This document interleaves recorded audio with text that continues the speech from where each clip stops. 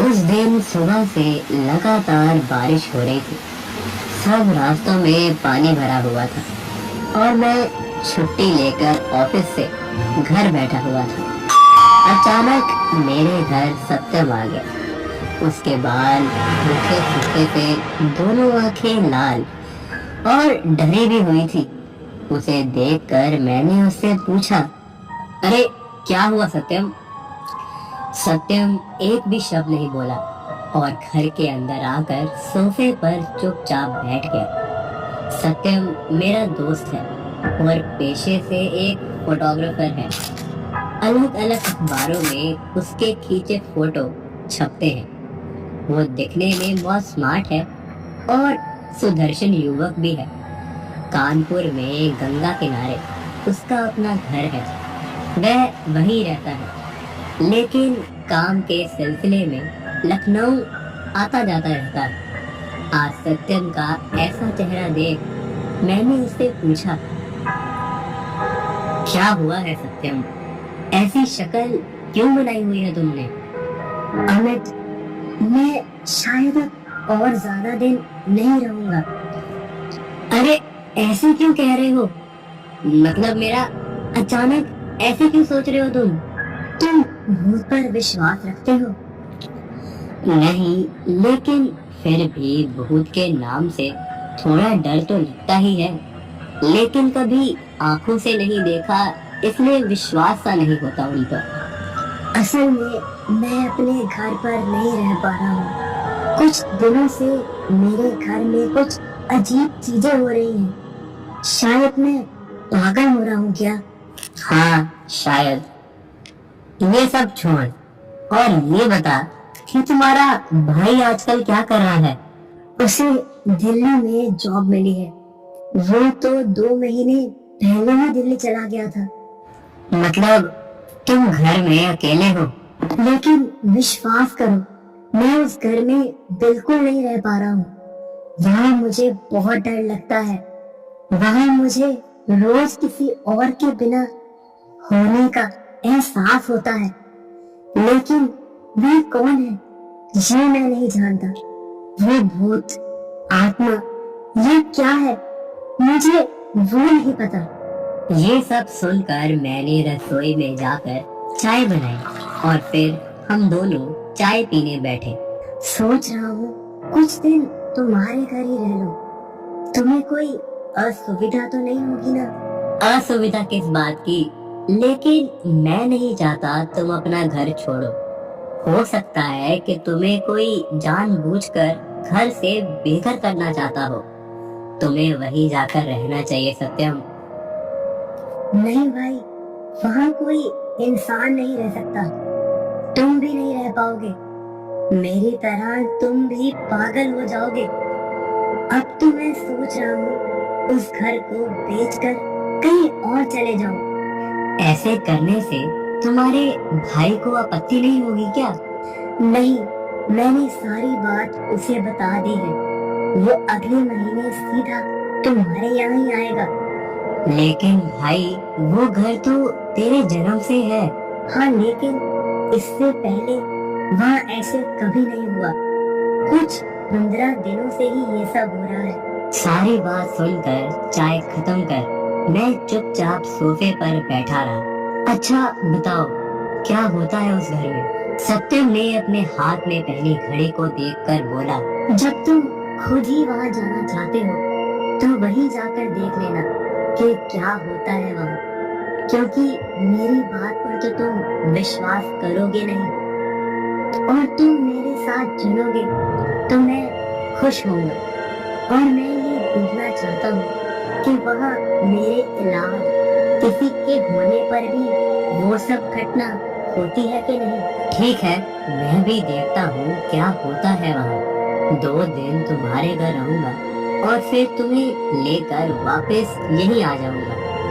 तब तक तुम्हारा भाई नहीं आता, तुम मेरे साथ रहना। कल सुबह हम दोनों कानपुर की ट्रेन ले लेंगे। ये सब बातें करने के बाद हमने खाना खाया और दोनों कमरे में जाकर लेट गए। फिर नींद जब खुली तो सुबह हो चुकी थी। नींद खुलते ही सत्यम बोला, ना जाने कितने दिन के बाद चैन की नींद सोया हूँ मैं। मेरा तो मन ही नहीं कर रहा उस घर में जाने का। सुबह की चाय और नाश्ता करके हम दोनों ने ट्रेन पकड़ी और कानपुर के लिए चल पड़े। 4 बजे के करीब हम कानपुर पहुंच गए थे। वहां से ऑटो पकड़ा और गंगा किनारे उतर गए। घर पहुंचने के बाद बाहर ताला था। सत्यम ताला खोलने लगा था। तभी मैंने देखा कि घर के पास एक दुकान पर कुछ लोग हमें देखकर फुसफुसा रहे हैं। तो मैंने ध्यान नहीं दिया और घर के अंदर आ गया।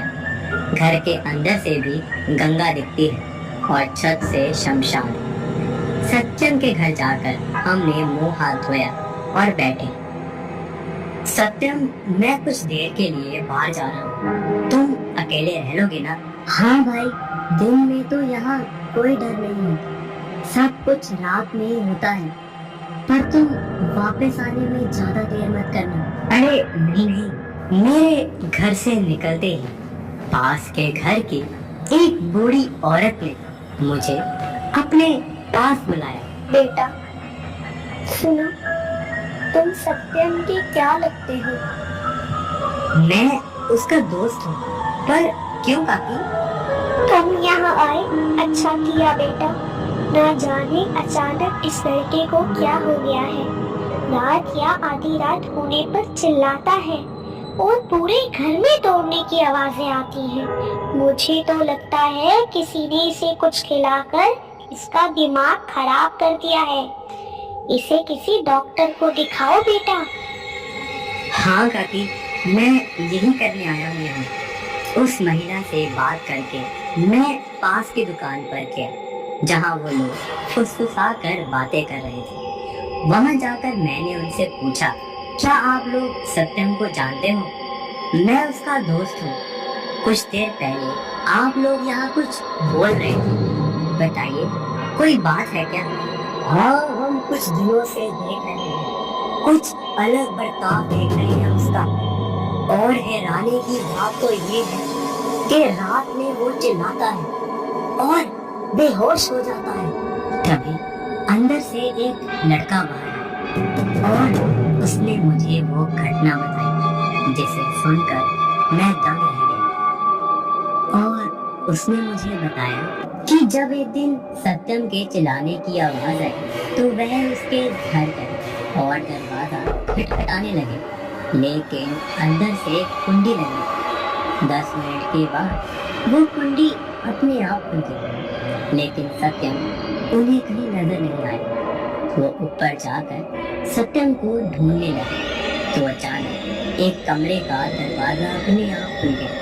वह भी डर गई और उसने कमरे में जाकर देखा तो सत्यम बेहोश पड़ा हुआ था। ये सब बोलकर वो लड़का वहाँ से चला गया। मैं भी फिर घर लौट आया। सत्यम छत पर बैठा हुआ था। और भाई सत्यम, डर तो नहीं लगा? नहीं भाई, लेकिन दिल में साहस नहीं है, इसलिए छत पर आकर बैठ गया हूँ। चल आजा, गंगा किनारे घूम के आते हैं। नहीं भाई, कहीं जाने को दिन चाह नहीं है। चल फिर रात के खाने की तैयारी ही कर लेते हैं। हम दोनों ने मिलकर खाना बनाया, फिर खाने बैठ गए और बातें करते करते रात हो गई। बाहर तेज बारिश आ गई। तभी मैंने सोचा कि जिस चीज से तुम डरते हो, क्या वो सब अभी शुरू होता है? रात होते ही कभी भी हो जाता है, कभी कभी तो आधी रात को होता है। हो सकता है तुम यहाँ हो तो कुछ हो ही ना हो। उसकी बातें सुन मैं मन में कई तरह की कल्पनाएं कर रहा था कि आखिर क्या घटता होगा यहाँ, ऐसा क्या होता होगा जिससे ये इतना डरता है। रात के 10 बज गए थे और अभी तक तो सब ठीक ही था। हम दोनों ने एक ही तख्त पर आराम फरमाया हुआ था और तभी अचानक से लोड शेडिंग हो गया और सत्यम मेरी तरफ सटकाकर बोला, अब वो आएगा, जरूर आएगा। कौन आएगा? आएगा वो, देखो उधर देखो, वो खड़ी है। देखो अमित, सत्यम चिल्लाने लगा। मैंने तभी खिड़की की ओर देखा तो वहाँ पर्दे के पास एक 14-15 साल की बिखरे बालों के साथ एक लड़की खड़ी थी। उससे मैंने पूछा, कौन हो तुम? लड़की एकदम गायब हो गई। तभी माचिस की टक से आवाज आई और टेबल की लाइट खुद जल गई। घर में मैं और सत्यम ही थे। तो अचानक लाइट किसने जलाई?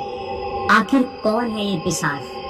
हम दोनों ही डर गए थे। डर के मारे जम गए थे। चारों तरफ सन्नाटा, सारे शरीर से पसीना छूट गया था। फिर कहीं से एक आवाज आई और मैंने सत्यम से बोला, चलो देखते हैं आखिर वहाँ है कौन। अरे भाई, पागल मत बनाओ, वो बहुत डरावनी है, मुझे रोज इसी तरह बुलाती है। डर किस बात का?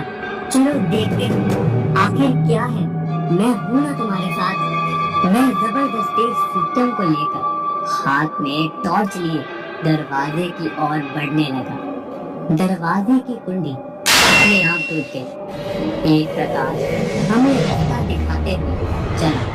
हम सीढ़ियां नीचे उतरे तो वो प्रकाश लैबोरेटरी की तरफ रास्ता दिखाने लगा। उसमें एक ताला लगा हुआ था जो अपने आप खुल गया। हम उस कमरे के अंदर चले और मैंने कहा, कौन हो तुम और चाहते क्या हो तुम? मुझे क्यों यहाँ पर लेकर आए हो? क्यों मुझे बंदी बनाकर रखना चाहते हो?